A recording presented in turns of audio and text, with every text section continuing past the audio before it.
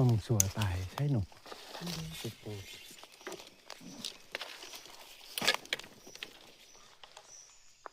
เอ็น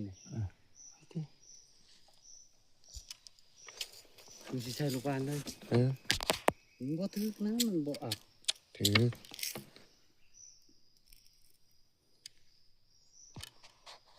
สมัยกันนะสาวดิสเต้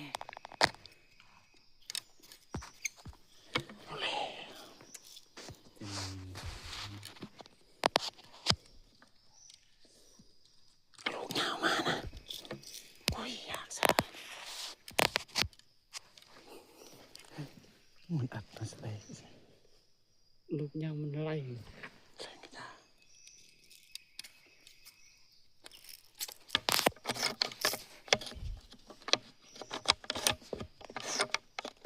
อันนี้ไปเลย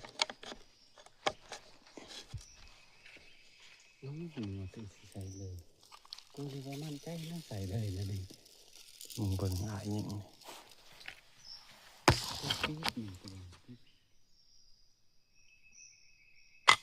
อีช่าง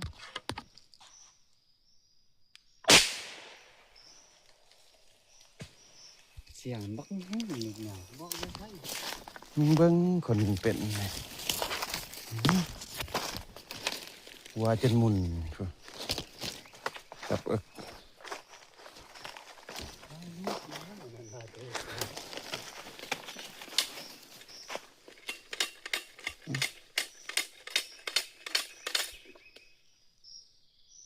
เจอที่ใส่ตัวหัวกันลูกสั้นกับถ้าลูกยาวแล้วนะสิลูกสองลูกสามพี่น้องมันหัดสเตย์สั่งยัดอยู่ลูกมันก็ได้นะ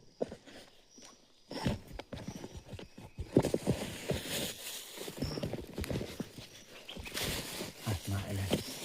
มาทันแล้วบอกอัดเบิ้งเฮ็ดอีกโอ้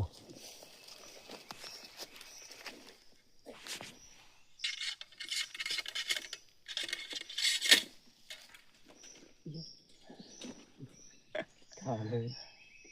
มีคน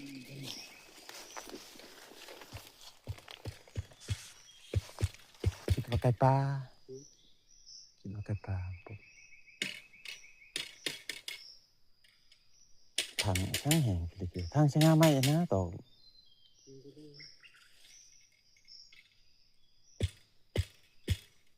นี่เพราะแบบมันเป็นอะไรเนี่ยไม้ใบไม้ดิบใบไม้สูงยิงออกแล้วเลยโอ้นะ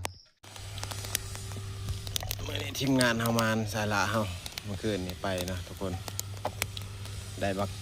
ไปแข่งแหลบตัวหนึ่งประมาณจักโลนะผ่าน5 โลปลา4-5 โลผมว่ากระไงเติบเนาะเป็นลูกมันนะไปเลาะเงี้ยงบ่เรือพงใหม่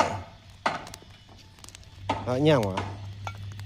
ไปนอนเงี้ยงเนาะนะกับมันอยู่เคยคิดเนี่ยเดี๋ยวสิเฮ็ดสำเร็จอีกครั้งเนาะให้ทุกคนได้เบิ่งกันนะตอนนี้เขายังเผาอยู่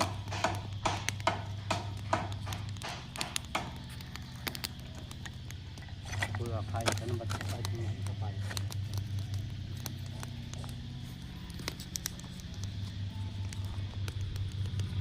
เผาอีกนะไฟเขาก็ได้ใจเลยนายผ่านเนี่ยก็ลายศพเลยได้เพิ่นขวามือขวาเนี่ย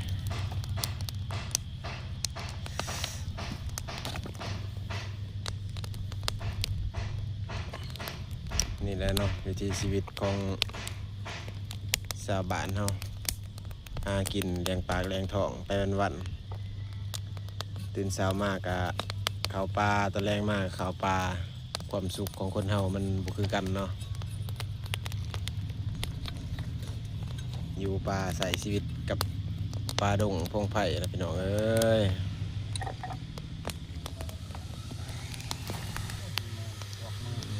ผ่านเสร็จแล้วไว้ในผ่านเฮิงไปได้ว่าสิแล้วเนี่ยสิบทาอีก2-3 มื้อคุณบ่นี่บ่ได้กินได้นี่มันบายเฮ้ย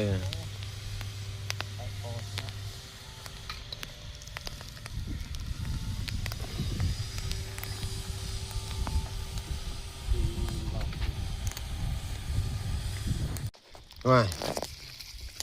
ขี่คากดนี่ยังสิมานนะน่ะผ่านนี่เบิ่งนี่ขี่ยังคากดนี่ นานนะ ยังสิมานอีกตัวต่อไปนะบรรยากาศแบบโคตรม่วนเลยพี่น้องเอ้ย น้ำมันจะหายไป